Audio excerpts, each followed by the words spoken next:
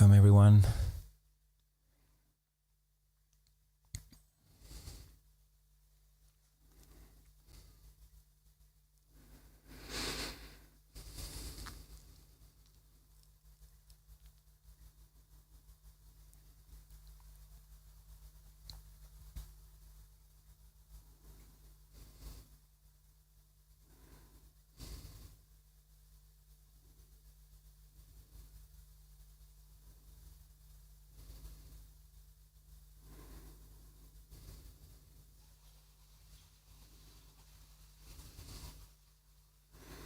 Even when I talk a little bit, the beginning, that's just an invitation for the mind to start smoothing in and coming back to this moment. So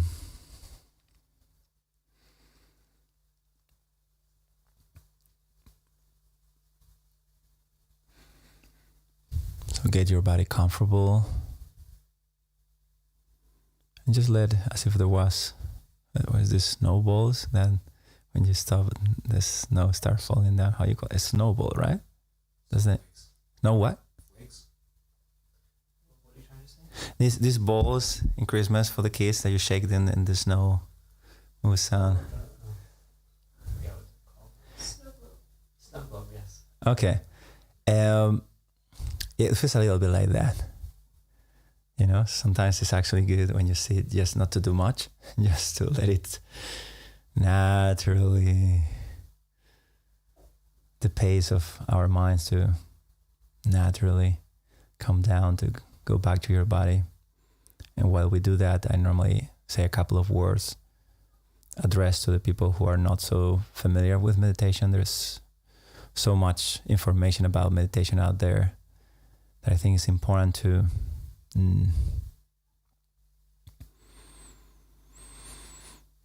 make people aware that it's way more than just a therapy, something you do when you are stressed, something to relax when you hate your boss or you have problems. Although that can be very useful, absolutely. But the reason being that when you meditate properly, every time you see it is like climax in your life, like facing yourself, and not just another moment, not just another time you see it and you do this thing. No, it's like you're ready to face all the stuff inside of you. And the good news is, as you start understanding the dynamics of our unconscious happening,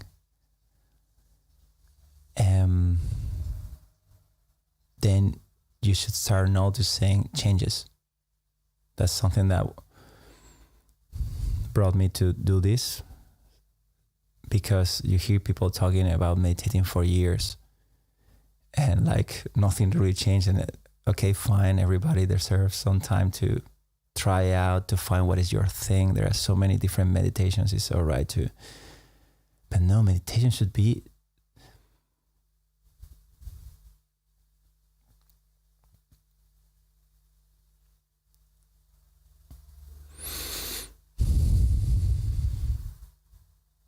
make a profound, instantaneous change in your perception of being alive.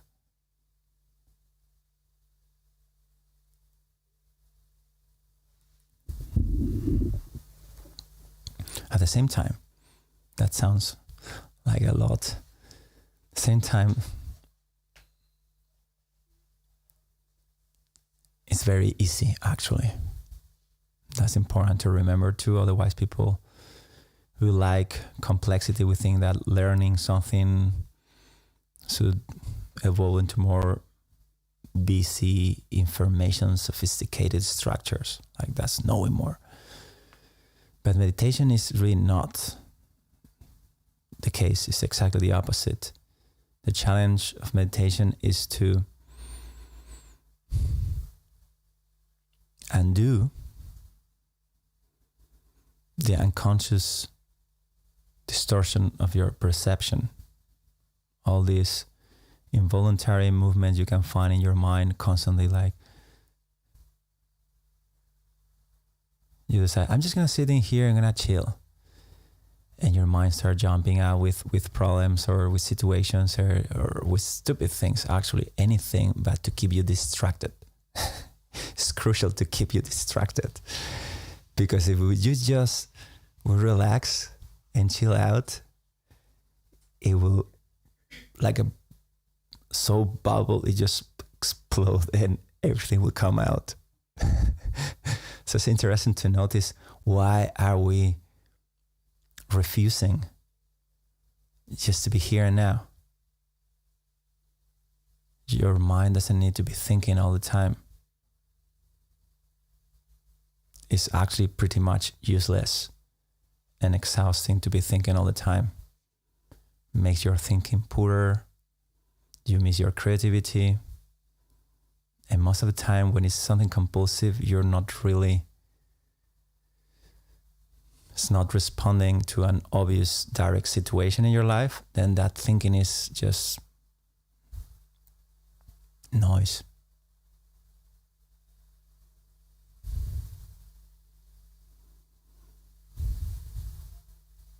So someone will say, okay, fine, but my mind is there. I sit, I try to focus on my breathing, I try to do this, all the other stuff, and my mind is just crazy. I can't stop it. It just takes me out all the time. Fantastic. That's really good. You're better than you think. Because the problem is when people just sit and they have so much pain, so many things that are difficult to look at in themselves, that it's unbearable just to sit. There's so many people who wouldn't even sit. Actually, congratulations for coming here it's a rainy day, cold and dark. That really means a lot. Really, most people will say, I cannot make it today. So I appreciate your presence.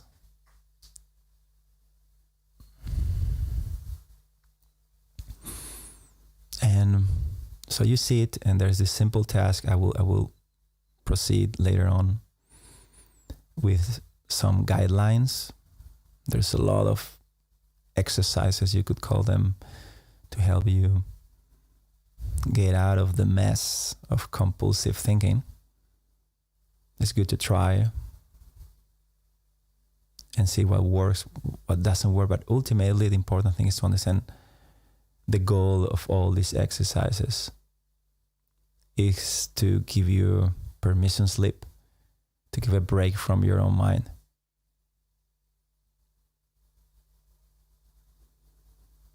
So your mind has this energy. It creates dreams, creates worlds,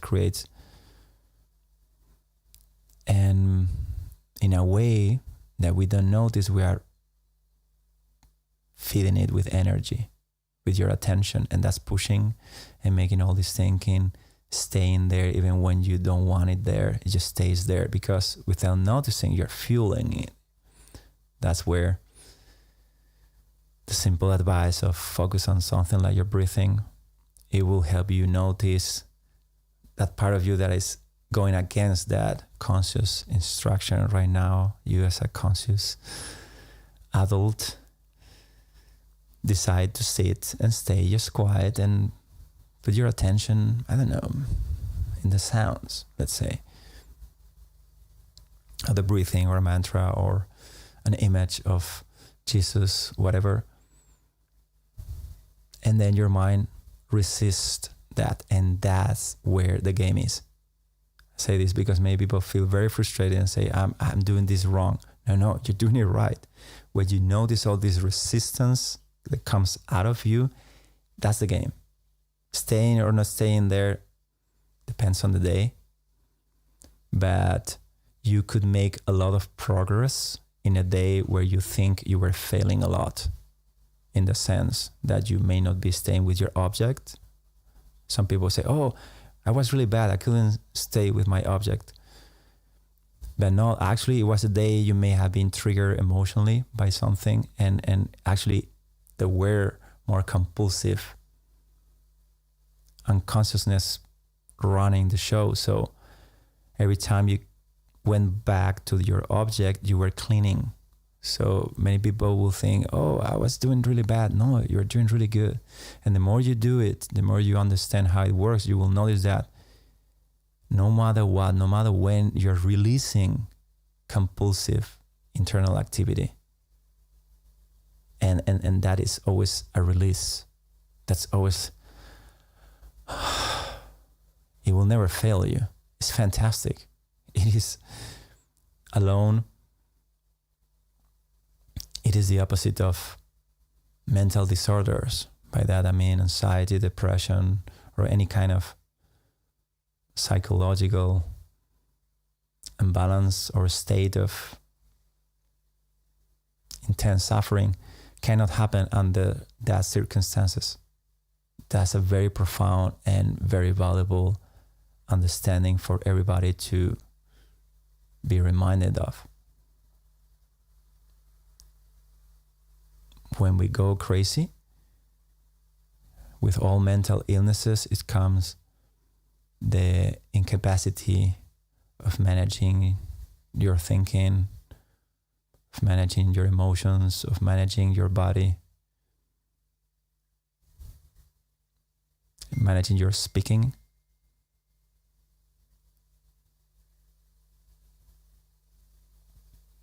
So the more you clean up your mess inside of yourself, you're gonna start finding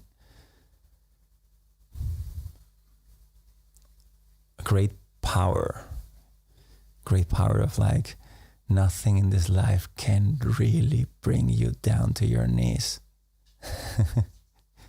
Of course, in a different way, yes, but psychologically speaking, it gives a lot of joy not to fear things in life, to know that you can lose everything tomorrow and you will still be fine, just because you won't succumb to involuntary triggers all the time. It's very urgent.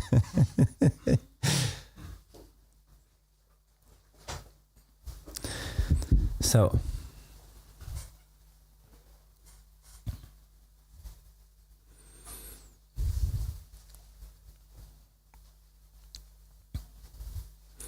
get yourself in a comfortable position that you can keep for some time. You're free to change the position of your body anytime you feel like. And yet at the same time, let go of the intention of moving.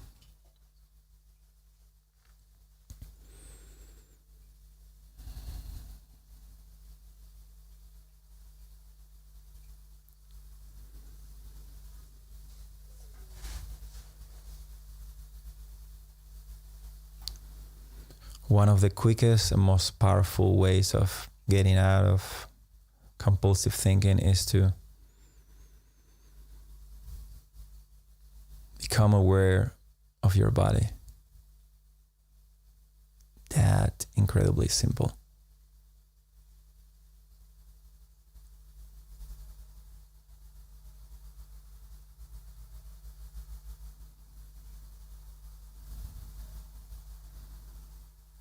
So the game now is to start noticing sensations in your body that you didn't feel before, but they were there anyway, all the time. Maybe you didn't feel your back in a while.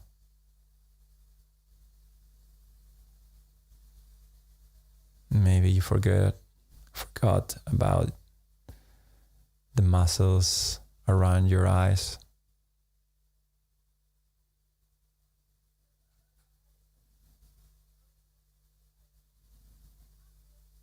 Start noticing every detail of your physical experience from your body. Every single finger or toe separately as a distinct sensation.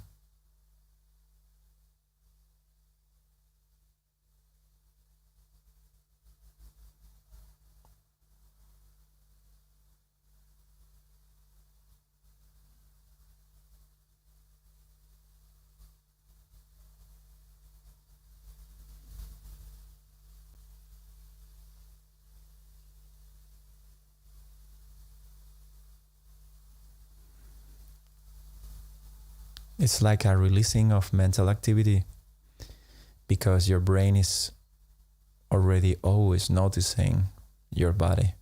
Your nervous system is noticing every part of your body all the time. It's just we don't pay attention to that. We think it's irrelevant. But take your time to scan your body with curiosity.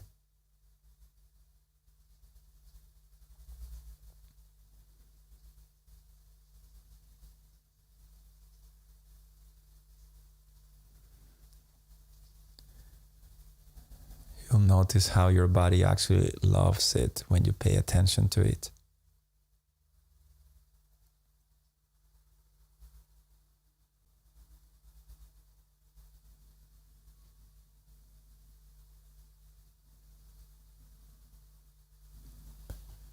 Now you don't need to think.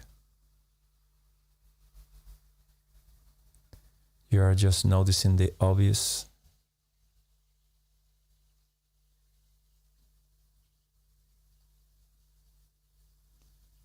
Let your attention be immersed in body sensations.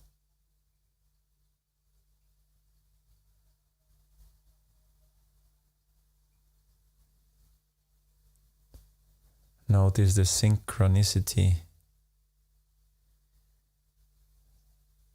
of sensations in different parts of the body.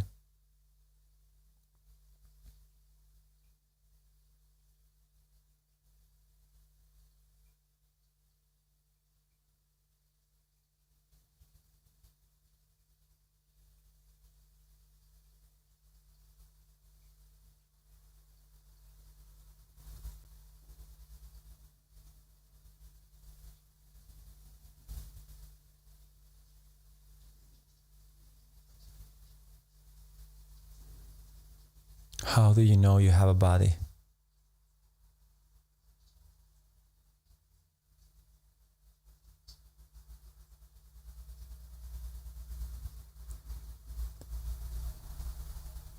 The more curious, the more you look for it, a higher your definition of observation of the sensations of your body. You will start noticing something a bit awkward. That it's a lot of sensations happening at a different time. You're never really aware of all the body at the same time. If you try to notice how your brain is capturing your body, you'll notice this timing of different sensations just happens very quickly, and it gives the impression of a whole.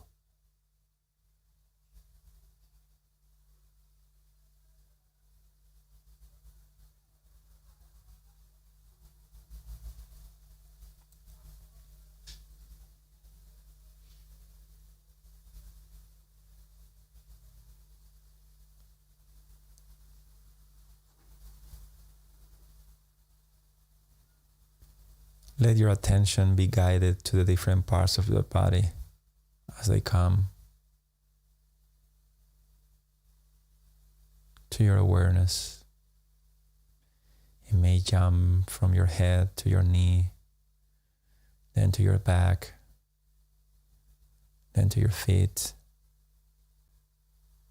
Just follow the sensations.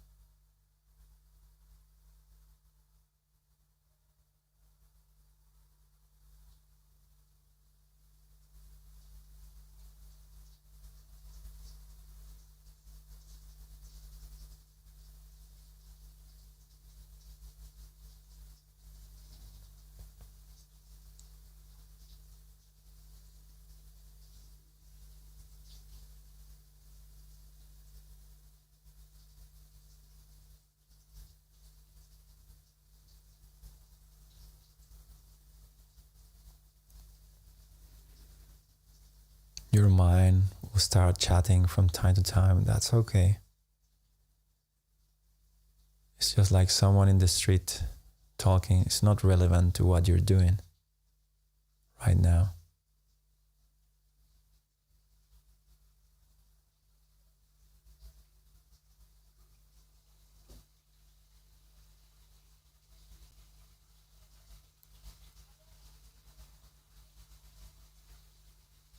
If you're following your attention through your body, you will notice how your body starts relaxing more and more.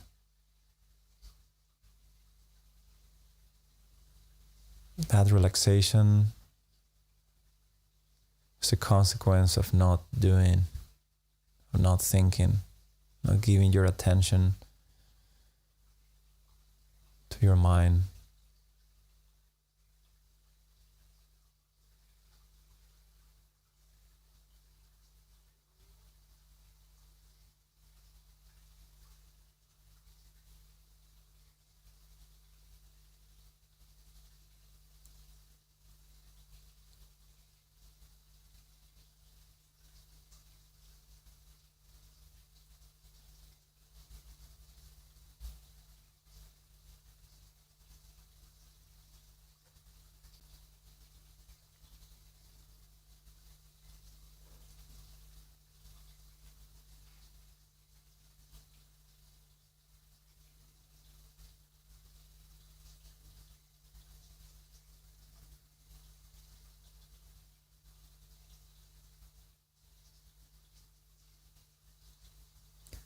On the top of observing your body,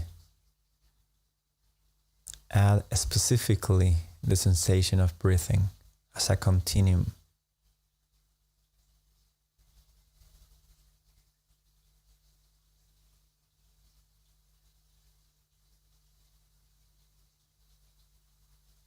Breathing is a flow, it's always active. Every moment of your life. And it's telling you a lot of things about your emotions and the state of your mind.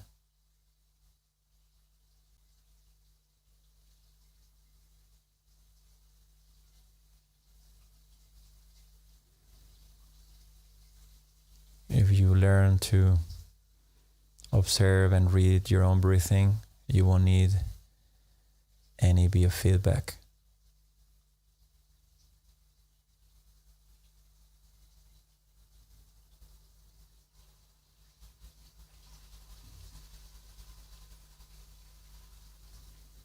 Noises and thoughts will distract you. That's okay. It's natural. Just relax and go back to noticing your body and your breathing.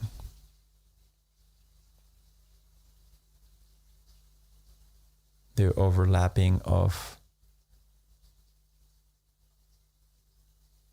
different sensations popping up in different parts of your body. Synchronize also with the breathing. You are attending to two different spheres of events that overlap.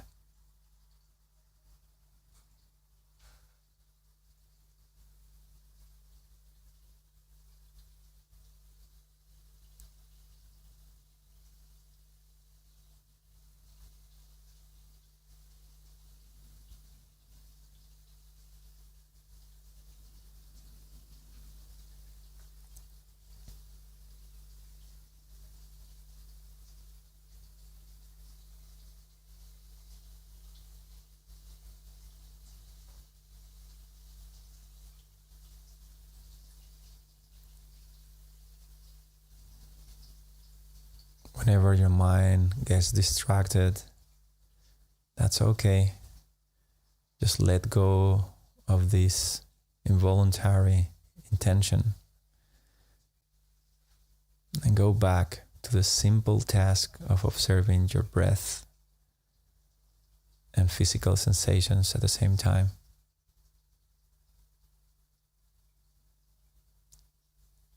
With curiosity, noticing every detail of the breath, every detail of the body sensation, with interest.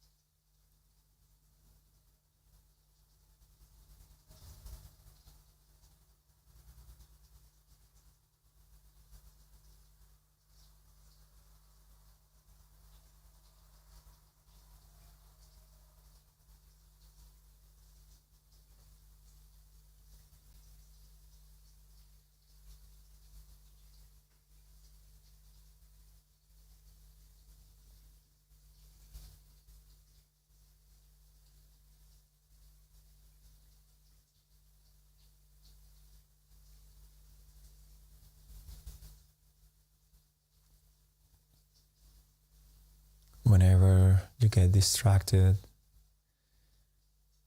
just relax down into the basic essential observation of your breath and body, which requires almost no brain activity.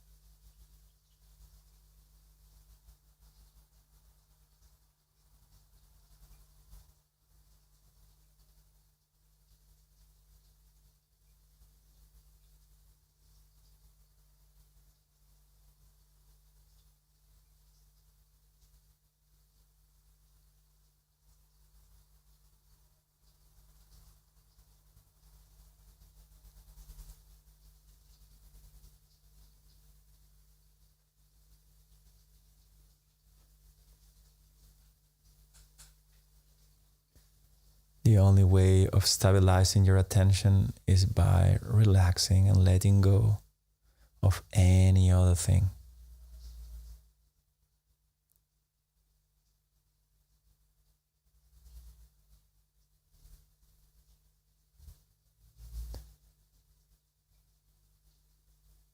You will be less and less active.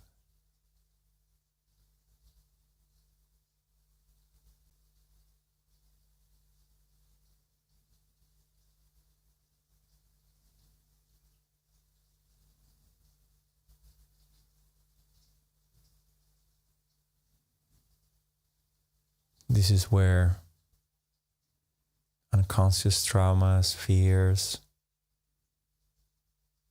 and whatever is the baggage you have will sabotage the task.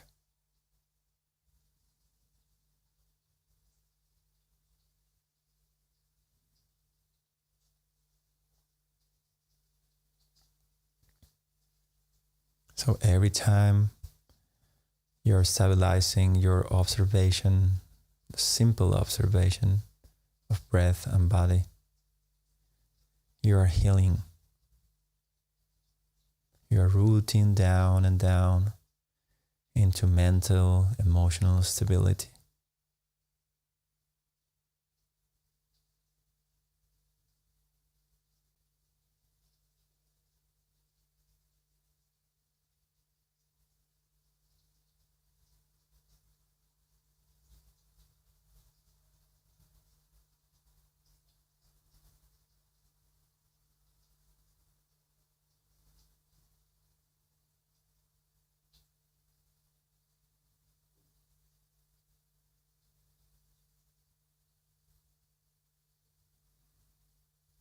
Forget about the world. Forget about all your problems. The all important thing now is to let your attention relax down to the basic observation of your body and your breath.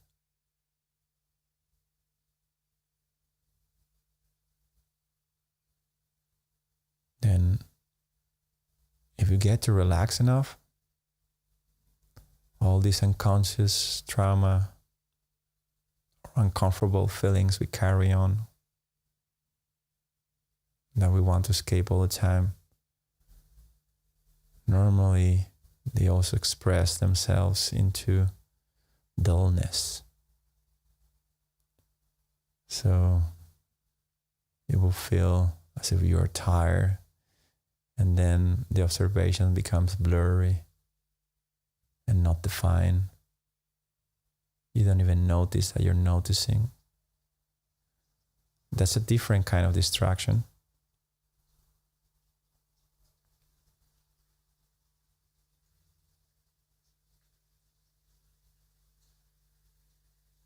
Let go of that.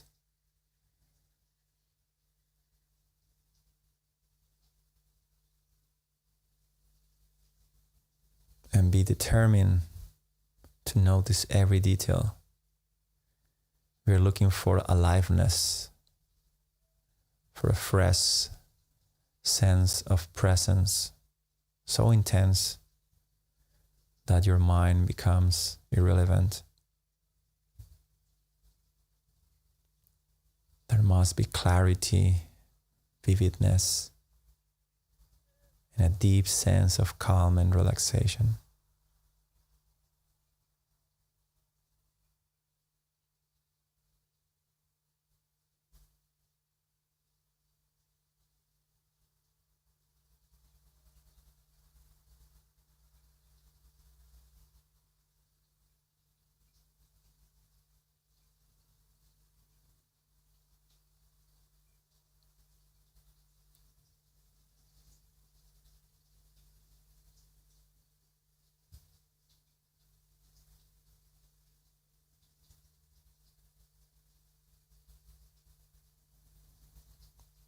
In this way, you learn to let go to involuntary, compulsive mental activity.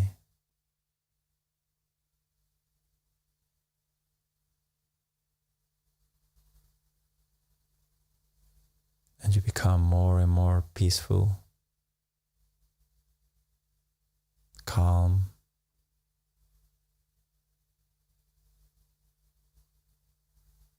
but with more clarity, vividness, alertness, in an effortless way.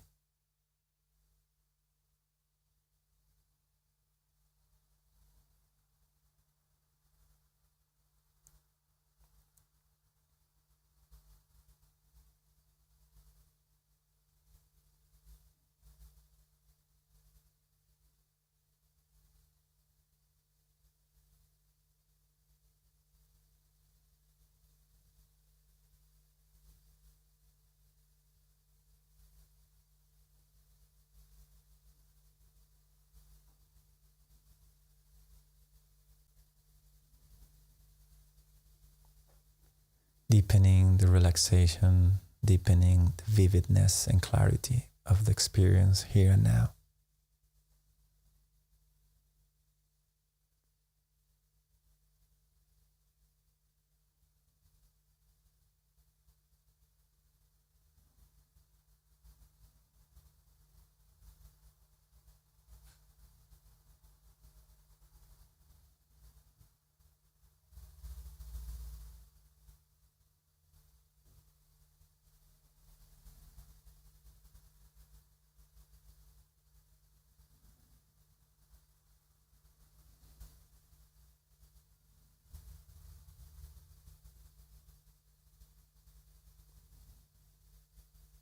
Rest your attention in your body, away from your thinking.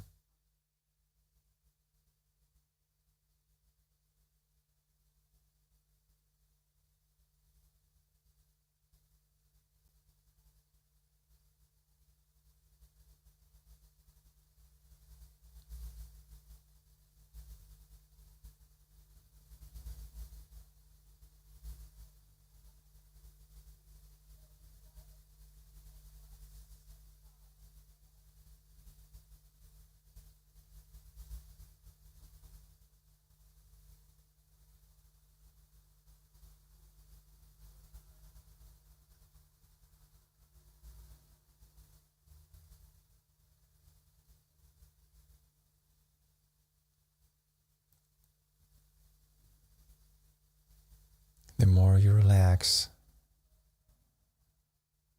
the more vivid this moment becomes.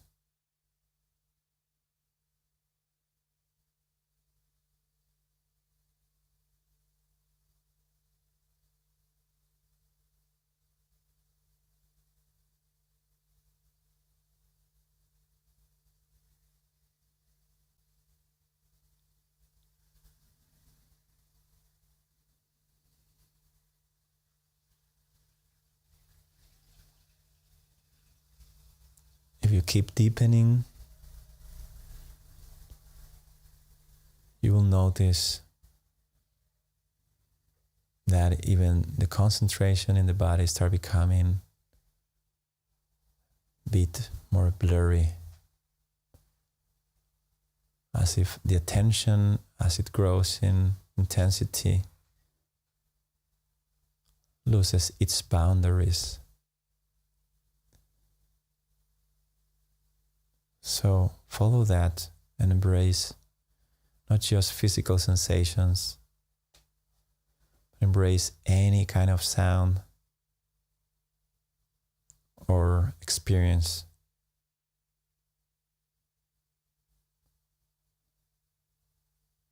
Make all the experiences in this moment your object.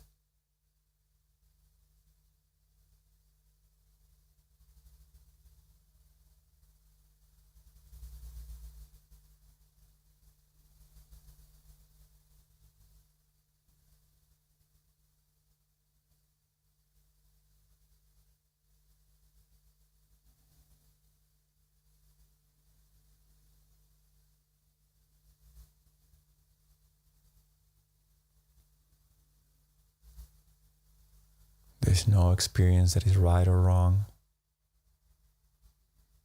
Doesn't even matter if it's a sound or an emotion in your body.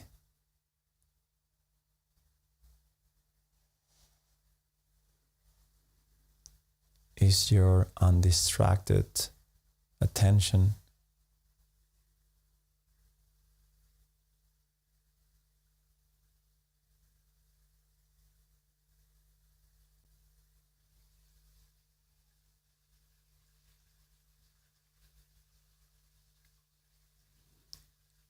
every perception becomes clear and present, effortless and beautiful.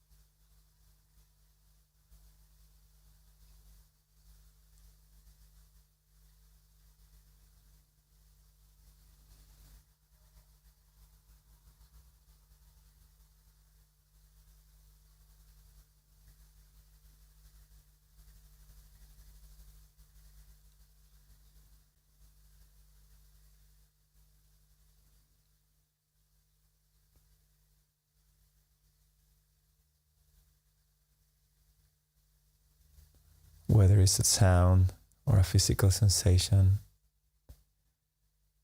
doesn't matter. It's all just your consciousness. There is no object or subject. There's only an event of perception.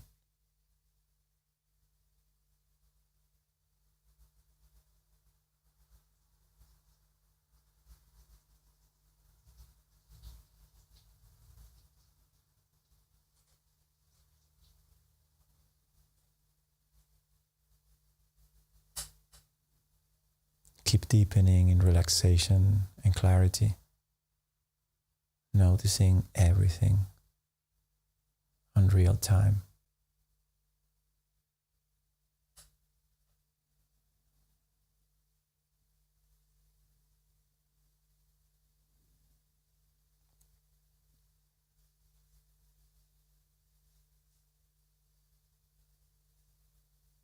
surrender.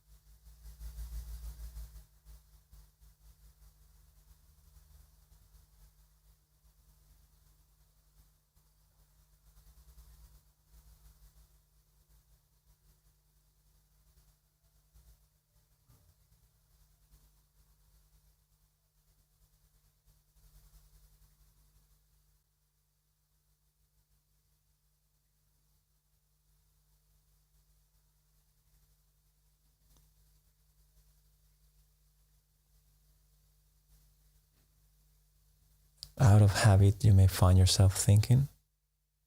That's okay. Just recognize that just for a few minutes more,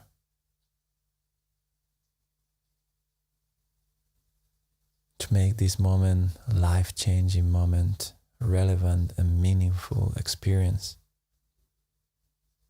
Go deeper. Experiment what happens if you surrender your thinking fully and just rest in the perception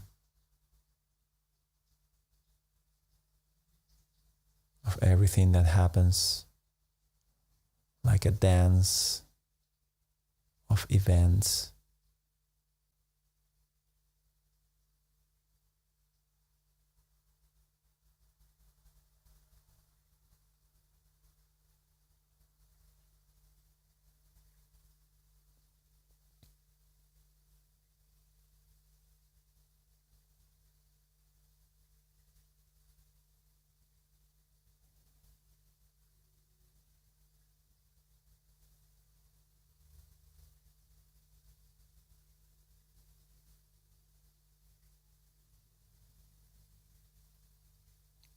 It's not a sleepy, dull situation. You're letting go your mind and you're finding aliveness, a strong sense of presence in this moment, here and now.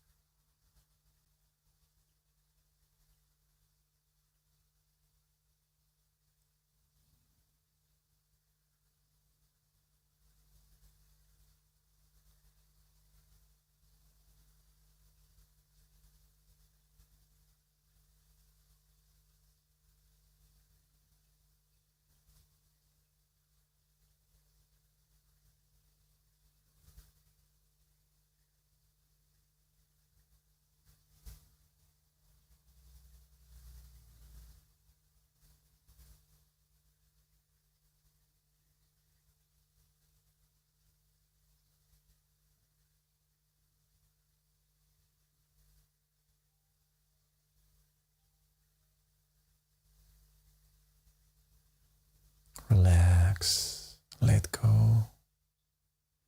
It's easy. It's effortless. It's the deepest state of effortlessness. You don't have to try to stay there. You're there already when you do nothing.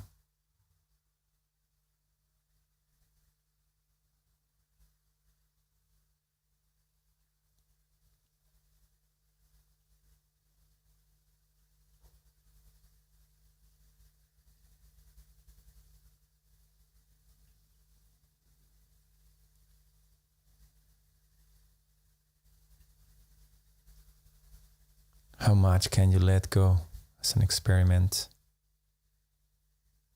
How much you dare to surrender your compulsive habits and dare to stay present fully.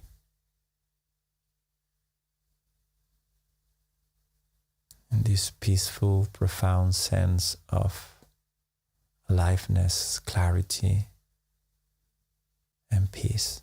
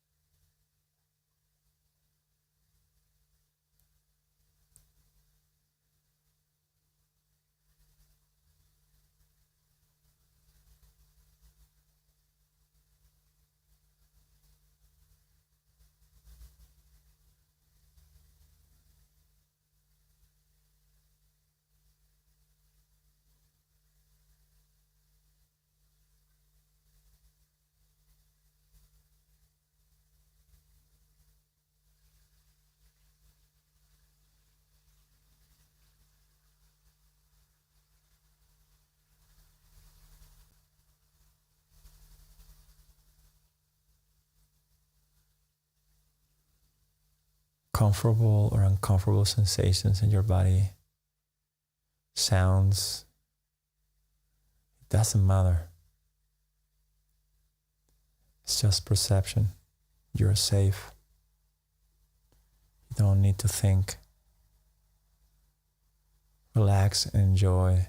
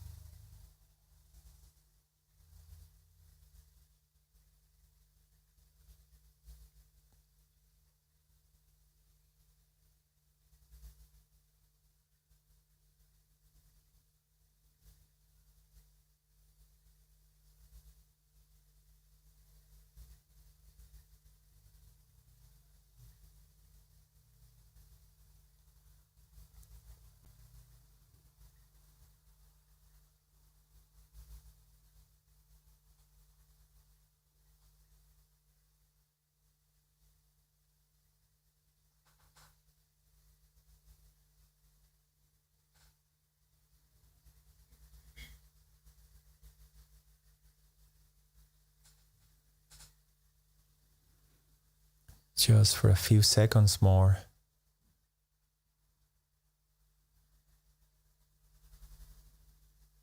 Sustain clarity and relaxation, but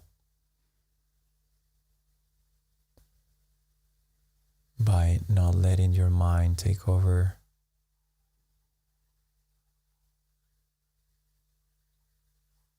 Just resting effortlessly in the joy of just being present.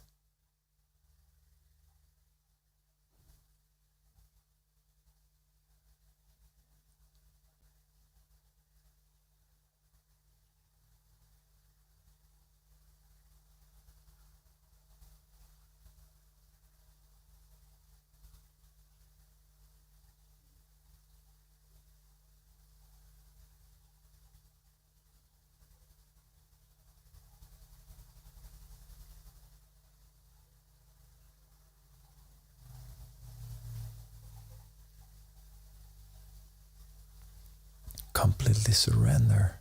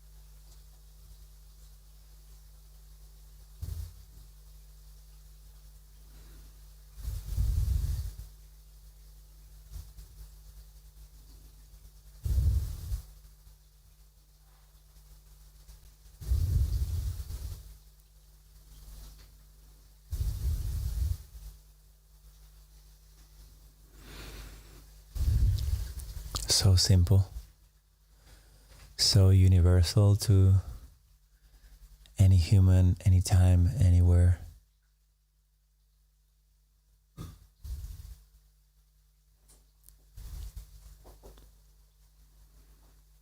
That's how you find long-lasting happiness.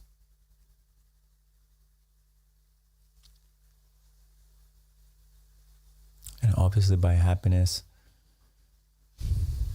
I don't mean party kind of happiness. Why not? But deep sense of peace and satisfaction. And it's there always in the core of your experience.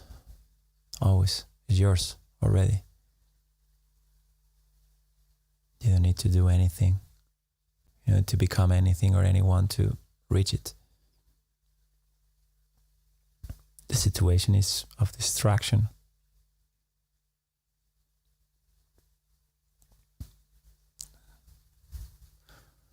So even when meditation doesn't feel like blissful or especially good, but it should feel like uncovering a mess.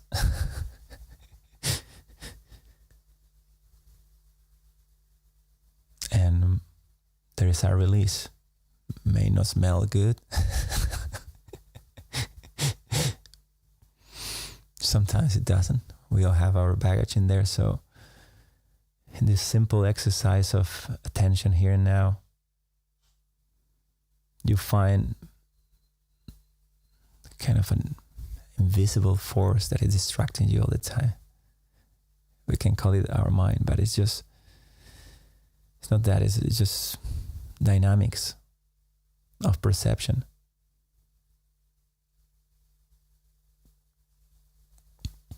So interestingly enough, when you just let go of it, it's not something you have to do. It's something you have to undo.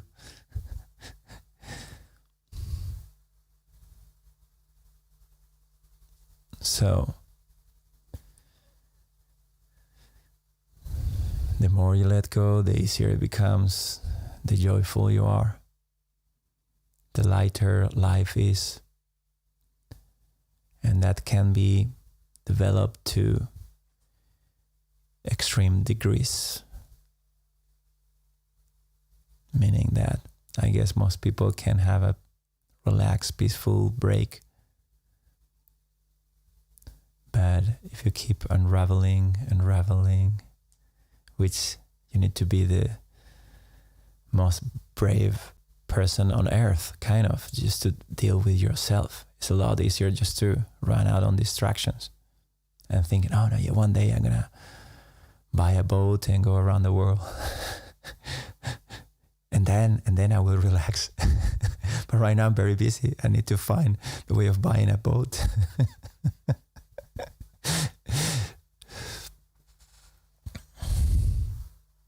And it always feels like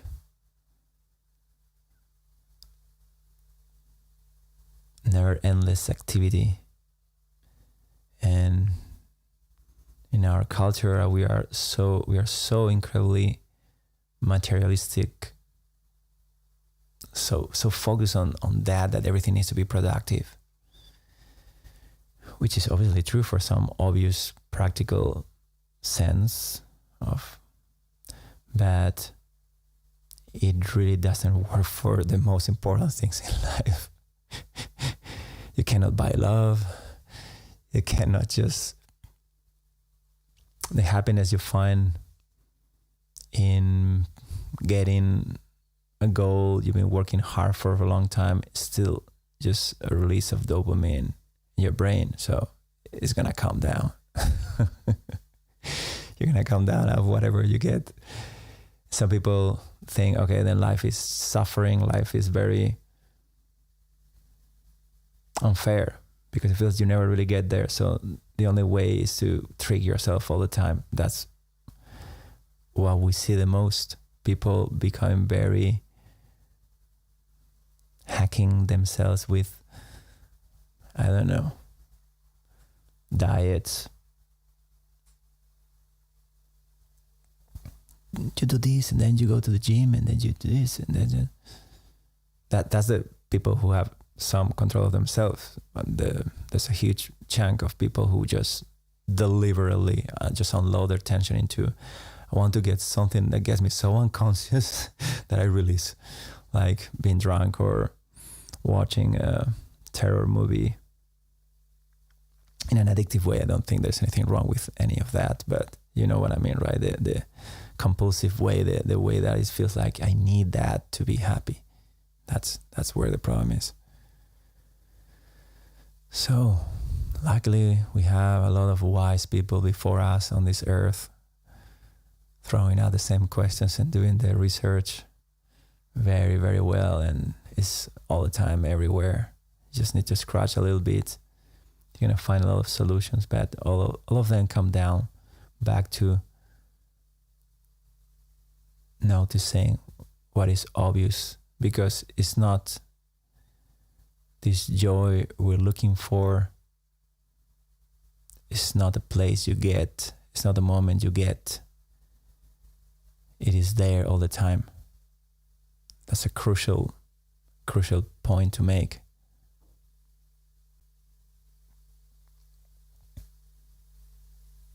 And it's there for you. But you need to want it more than anything. Otherwise, something is going to get in the way. You're going to meditate for a while, you're going to do then something's going to get in the way. I think that's the path of most people. You don't get distracted with bad things, you get most distracted with pleasant things. Anyway, I would like to bring a reminder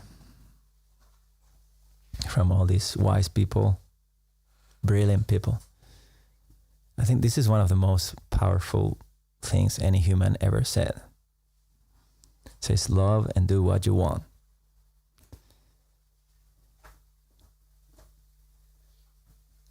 It sounds so simple, and I imagine most people just mistake it very quickly. To start with, we have a lot of meaning to the word love, as if love is something you get or something very intense, very, I don't know, try that. But I guess we all know, we all try to love, and we all try to be good, and we all try to it just doesn't take you that far in that way. It's too superficial. So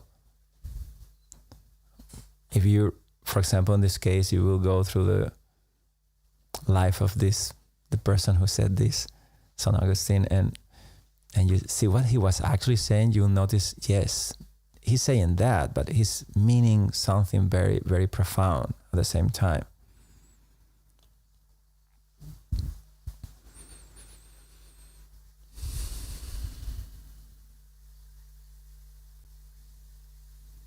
Huge chunk of our thinking goes about what you should be doing, right? All the time. We're trying to predict. Our brain's trying to predict tomorrow what you should be doing, how you solve it.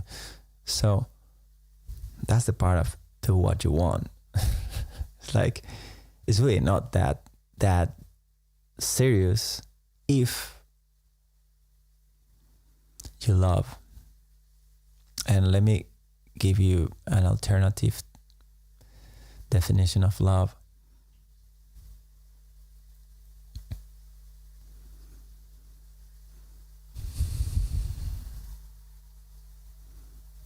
Think about something you really love, someone you really love, or you will notice there is a kind of a connection. There's a kind of a bounding to that person, to that thing, to that something. Maybe nature, I don't know. You will notice this sense of you in your body and that thing being there is not so strong. It's more like actually what happens in meditation. I start relaxing and observing, it kind of blurs the boundaries of things. So when you have someone you love, it can be unbearable for someone who needs to wear a mask. That's why love can be so challenging. Talking about love in terms of relationships. But let me, as a quick exchange, I would say attention.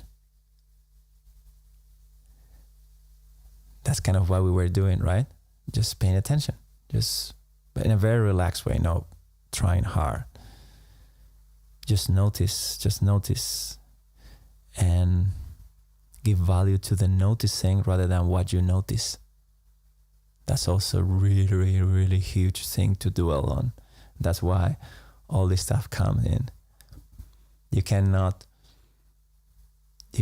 put your happiness into things or something that is gonna go away. So if you start trying different places where you place your main goal in life, and then you're gonna notice everything goes and comes and goes and goes and goes. But at some point, if you refine, you're gonna notice that, as hopefully most of you were able to do in the meditation, there's a flow of events. And if you really just land into the events of your perception here and now, some kind of seamless, how do you call it? Everything start blurring into, start having kind of the same quality. There's you as a crispy, brilliant, alive sensation of noticing, and then there's this sensation in here, there is this sound in there, there is this thing in there. And if you really spend some time opening to that, and obviously you need to let go of these involuntary dynamics, but if you're able to rest enough and notice this, too obvious for anyone to pay attention, then you start feeling a certain kind of flow, certain kind of movement, certain kind of integrity. That's when it feels good. You know, like when people get their headphones and go on the street, I swear everything was dancing to the music of my headphones. I swear, you know, it was. But it's not like the music in your head, it's more like you tune into it. You tune in a sense of flow. You just open down into your own thinking and worrying. Just open to noticing things in a very basic, neutral way. And that brings about the ultimate object of meditation, which is the attention itself. At some point you start noticing that you're noticing, and there is this flow of things, but at the same time you notice that, I know it sounds a little abstract if you hear this for the first time, but it really becomes very tangible experience. Just need to start unraveling, start with a narrow object, and the meditations, the more sophisticated, the more advanced they become, are more like just notice everything all the time. That's it. That's where not thinking is it's not the goal of meditation, but it's a really good way of noticing if you're meditating or not. Because when you're really becoming aware of this network of events we call here and now, it is pretty much self-evident that there's a thing. There's a thing start becoming. It's not even a feeling like in your body. It's just something that's all the time, everywhere there. It's just like the most basic, essential noticing of that you are here alive. And that can be taken as an object. And this apparently simplistic line, of course it came from someone who was devoted to God. By God means everything. So when he was talking about love, he was talking about the quality of your attention. That's why it doesn't matter what you do. Forget all the moral and ethics altogether. Forget about everything. Because as far as you really, really dare,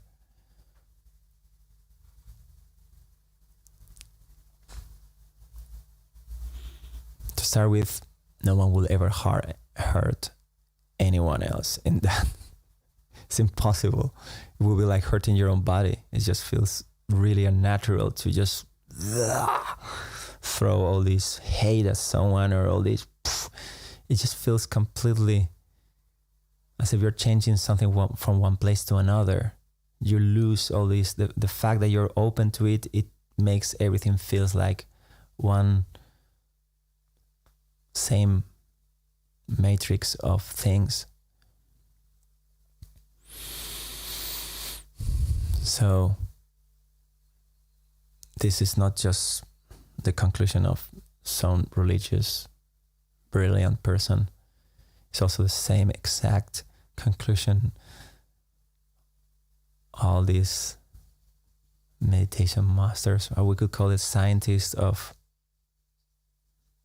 being, of reality, of being alive here and now, they all get to exactly the same point.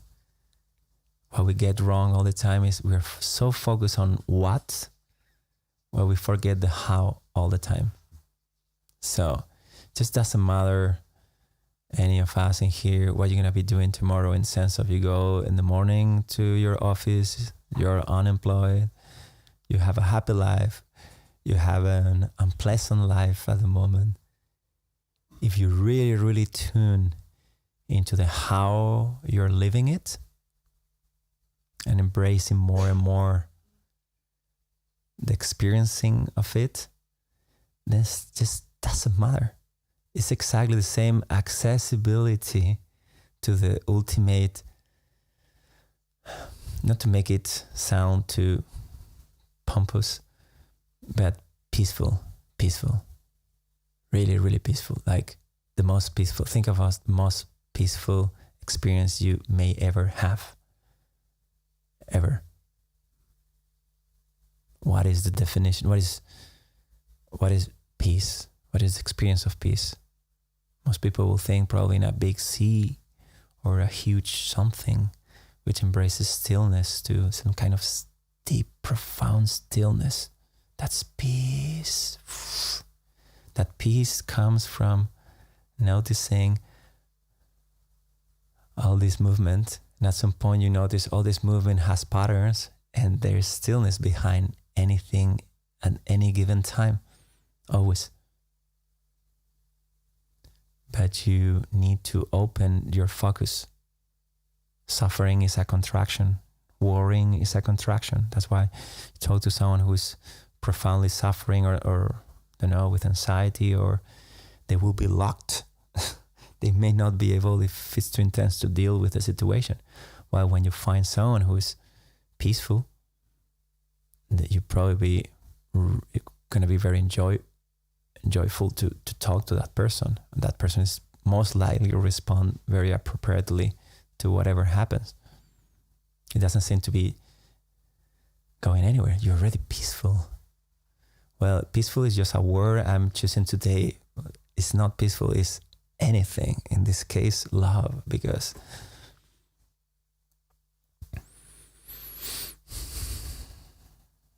when you think of someone you love, that very profound joy of feeling another body like your own body, that's when you really love someone. You will take care of their body like your body. Imagine that you can extend that to everything.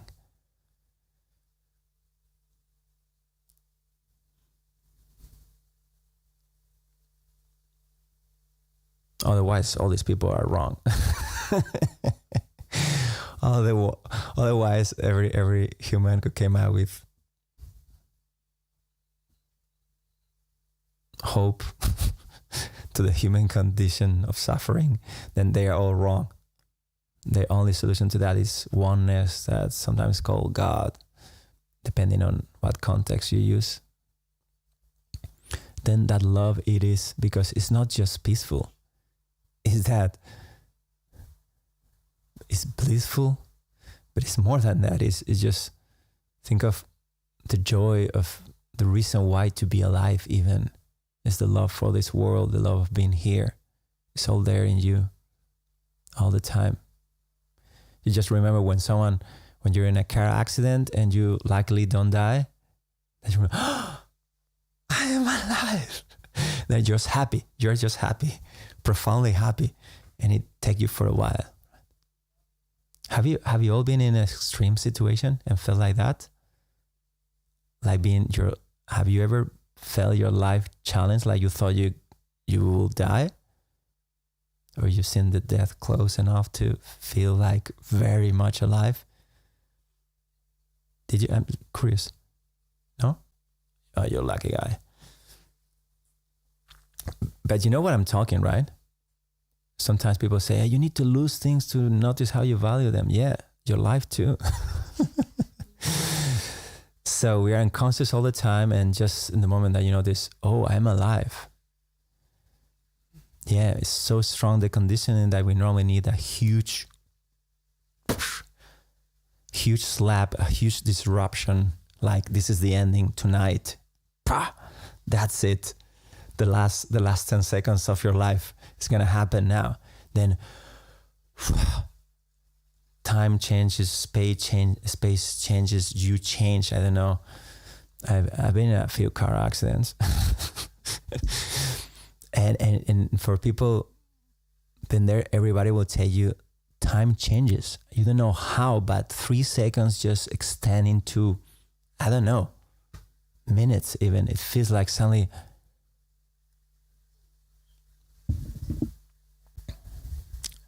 you know what I'm talking about? There's some intense, probably any intense experience is so intense that you cannot keep being your regular you. Your mind cannot keep thinking. You can make it through a lot of drugs or, I don't know, any kind of intense experience. Sets you a little bit off. The problem is the conditioning. So even when you jump out of a plane,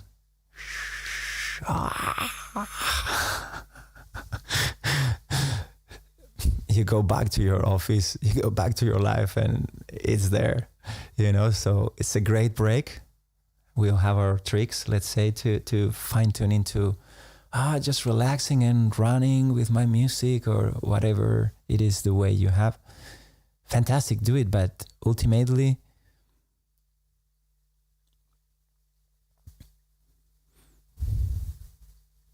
everything can be like that. Everything. So there is just conditioning. And the conditioning is software, a virus that is running on your mind that you never chose to. And it's distorting your life. It's not letting you become aware of every moment and enjoy your life. So hopefully you care enough to sit and clear up that mess.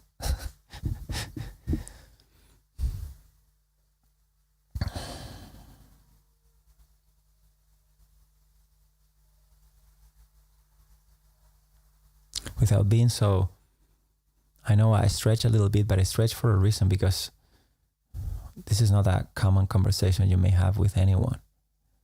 That's why I want to bring up this. I want to have the opportunity to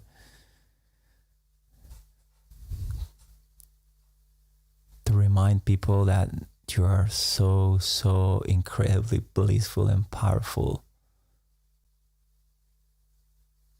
And it's magic. And you cannot have a thought that is as good as reality.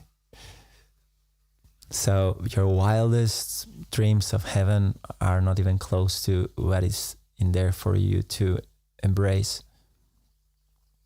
The only price is to let go of things that contradict that, which is software programming in your mind that says you're a body and you're in a survival state. Something can kill you in any given time, and if you don't work hard, your future is going to be horrible and you're in danger. And there's other people who are going to be competing with you for whatever you want. and there's all this software there going on, which is just getting everyone super stressed, and it's useless and very, very, very disappointing. It's completely unnecessary. And although we want people to be a bit stimulated to do something in their life, I imagine how culturally, in terms of education, in terms of politics, it's kind of scary to say people just enjoy your life. You're fine. You're safe. It's all right. Just enjoy yourself. No, you cannot manipulate people like that. So I'm not putting a bad guy out there. I'm talking about the dynamics of our mind and how we live our lives. There's this movie we're living, which is even fun when you start noticing that it's just a movie. You say, wow. For the same reason you will go to see all the movies are kind of dramatic or bad in a way, right? They talk about uncomfortable feelings. They always talk about you have this character that starts a movie and get into trouble. And the movie is about how this character gets out of that trouble. Maybe it does, maybe it doesn't. Most of them, especially Hollywood, they always do finish with the resolution. Like they get married or they got the money. But you say, why would you spend time of your life seeing how a person in the middle of problems and suffering most of the movie? All of the stories are about that. Someone who loses their parents and someone who loses this or someone who is all the time like that. And say, why we do that? Well, when you detach yourself from the experience, you can enjoy even horror movies.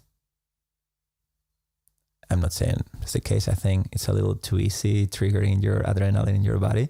But in general, we all enjoy movies, I would say. But if you think about the movies, especially now, especially I would say Netflix, it's like, oh my God. It's like all the time it's a terror movie. Even any kind of TV show. You watch a movie from the 80s, you're going to be shocked to say, why are they all happy? Why is the music so nice? Well, there is so much color, and so now the movies are with this blue filter and this dramatic. It's just a different time.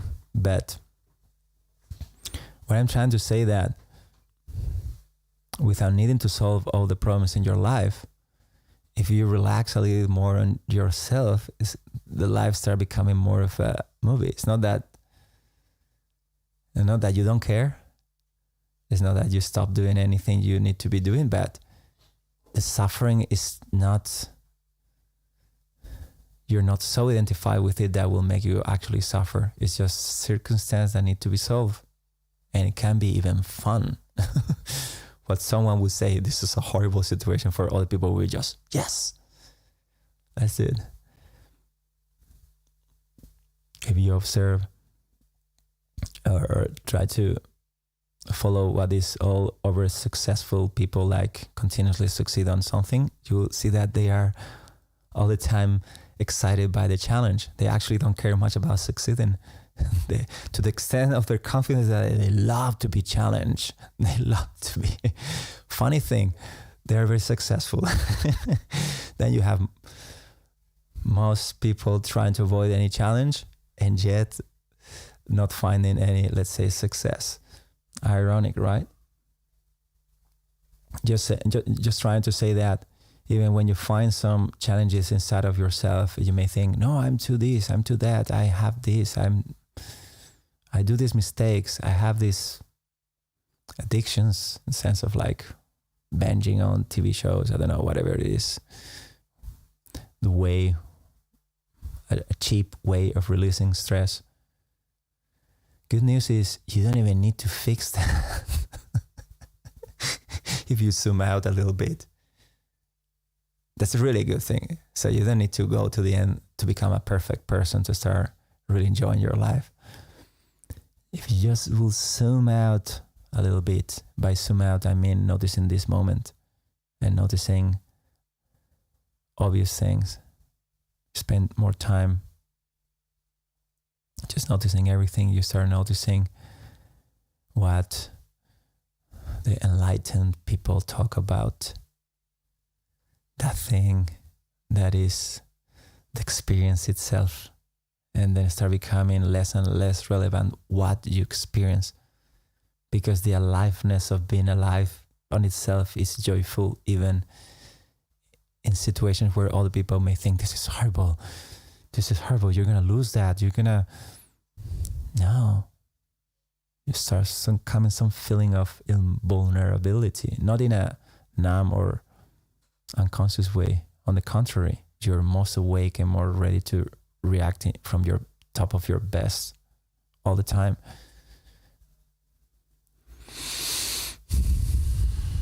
So love, in this case, love and do whatever you want, is saying everything is love, meaning like just really, really paying attention. Because when you love someone, you basically just pay attention to them. You really love someone, you're not even expecting anything from them. So love is more a giving, and it's a giving of your attention, of yourself. If you care of someone, you just look after them. Just like, so in that way, you start just doing that all the time with everything. May sound a little weird, but the same way you may love your house, it feels like a vibrant feedback between you and everything. And if you keep developing that, start coming this background, this, wow, just it doesn't really matter whatever goal you have in life. It's not that you stop pursuing them, but it just doesn't matter. It's not going to define your happiness. It's a great release, which is a great freedom. It's like you start feeling, doesn't matter if I go on vacation or if I don't on vacations. Because if you tap into this aliveness of this moment, then nothing can take your joy from you. Only your software, not even other people, just software. You will notice, oh, I became unconscious in there. So in the ideal state that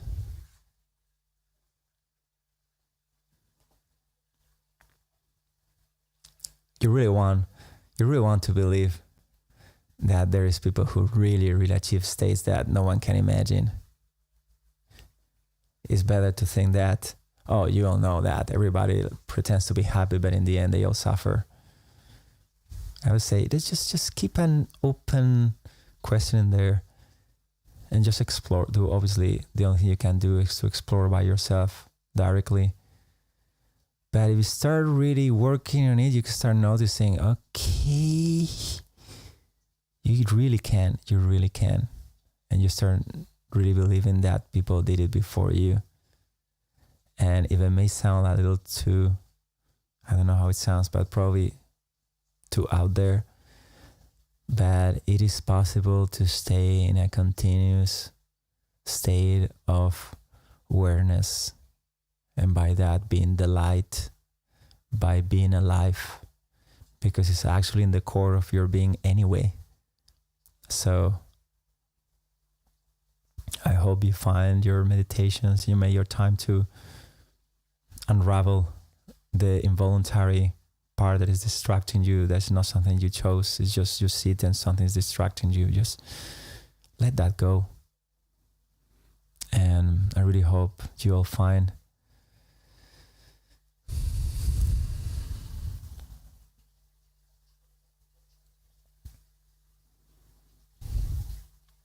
that the more you love, the more you are loved. I don't never really refer to God because I don't think it's in the way people mean it. But this matrix of awareness beyond experience, when you notice, it notices you. It's like looking in a mirror. So the more you love, the more you are loved. Not because anything or anyone, but by life itself. And the more you love life, the more life loves you. And you start noticing kind of a high in the sense of it seems too good to be real at first, but it's all yours. It's your nature, it's your essence. So I hope getting together today and doing this exploration, and hopefully some of the words get you curious at least about it and made sense to you in a practical sense, and inspires you to look forward to what is in there for you already, and that is worth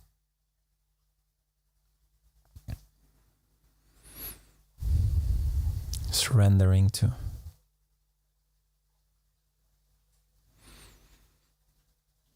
Thank you.